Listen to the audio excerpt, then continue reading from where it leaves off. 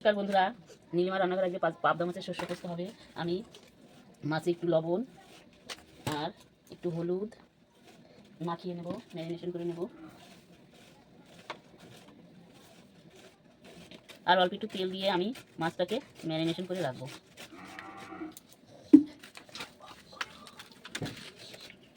দেখুন বন্ধুরা, আমার মাছটা ম্যারিনেশন করা হয়ে গেছে। এলাকাই নেই। এবার আমি একটা মিক্সিতে 4-5টা কাঁচা লঙ্কা আর 1 ইঞ্চি মতো আদা আর এখানে একটু সাদা সর্ষে, একটু পোস্ত আর কালো সর্ষে আমি এর মধ্যে মিশিয়ে ফেলেছি, আগে দেখাতে পারিনি, এই যে দিয়ে দিলাম। আর একটু এবার আমি 2টো শুকনো লঙ্কা আর একটু হলুদ আর একটু জিরে, বেশি জিরে দেবো না, অল্প করে একটু জিরে আর একটুখানি লবণ দিয়ে আমি একটু জল দিলাম, দিয়ে আমি মিক্সিতে বেটে নেব। দেখুন বন্ধুরা, আমার কড়াইটা গরম হয়ে গেছে। আমি তেল দিয়ে, তেলটা গরম হয়ে গেলে মাছটা ভেজে নেব। আমি এবার মাছগুলো দিয়ে দিচ্ছি, মাছগুলো ভেজে নেব।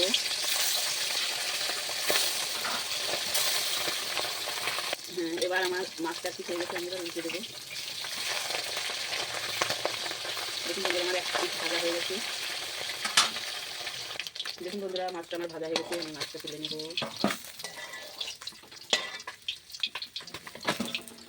মাছটা ভাজা হয়ে গেছে, মাছটা তুলে নিয়েছি। এবার আমি এই তেলের মধ্যে ফোড়ন দিয়ে দেবো।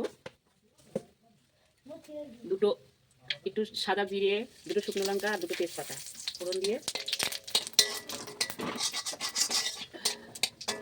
এবার আমি এই বেটে রাখা মশলাটা দিয়ে দেবো। এবার এই মশলার মধ্যে আমি দিয়ে দেবো স্বাদ মতো লবণ আর একটু হলুদ গুঁড়ো দিয়ে ভালো করে মশলাটা কষিয়ে নেব। দেখুন বন্ধুরা, মশলা থেকে আমার তেল ছেড়ে গেছে। এবার আমি বাটি ধোয়া জলটা দিয়ে দেবো, দিয়ে এর মধ্যে পরিমাণ মতো জল আমি অ্যাড করবো।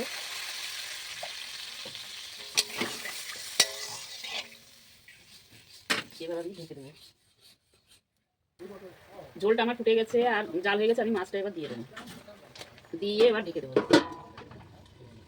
দেখুন বন্ধুরা, আমি এবার আমার পাবদা মাছের ঝোলটা হয়ে গেছে, আমি পাবদা মাছের শস্যটা হয়ে গেছে, আমি এবার ধনেপাতা দিয়ে এবার নামিয়ে ফেলবো। ধনেপাতা দিয়ে দিলাম, এবার আমি একটুখানি ফুটিয়ে নামিয়ে ফেলবো। এবার আমি 2টো শুকনো লঙ্কা, এই কাঁচা লঙ্কা চিরা দিয়ে দিলাম, এবার একটু ঢেকে দেবো। দেখুন বন্ধুরা, আমার তরকারিটা আমার পাবদা শস্যটা হয়ে গেছে, আমি এবার ঢেলে ফেলবো। দেখুন বন্ধুরা, কত সুন্দর দেখতে হয়েছে আর খেতে না কত সুন্দর হবে। দেখুন বন্ধুরা, আমার পাবদা মাছের শস্য পোস্ত এই রেসিপিটা আপনাদের যদি ভালো লেগে থাকে আমাকে প্রচুর পরিমাণে লাইক কমেন্ট শেয়ার করবেন।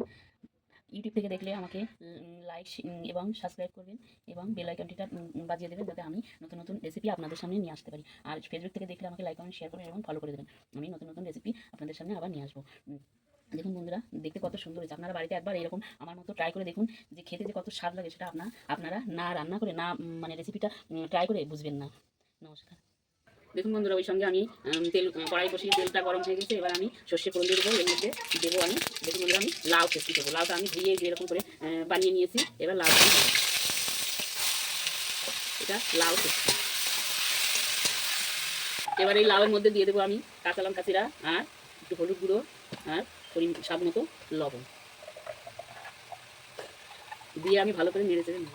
দেখুন বন্ধুরা, আমার লাউ চেষ্টিটা হয়ে গেছে, আমি এবার তুলে ফেলবো।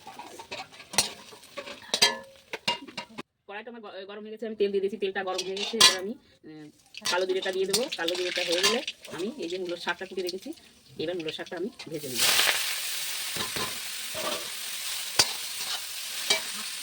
এবার আমি দিয়ে দেবো একটু হলুদ গুঁড়ো আর তার মতো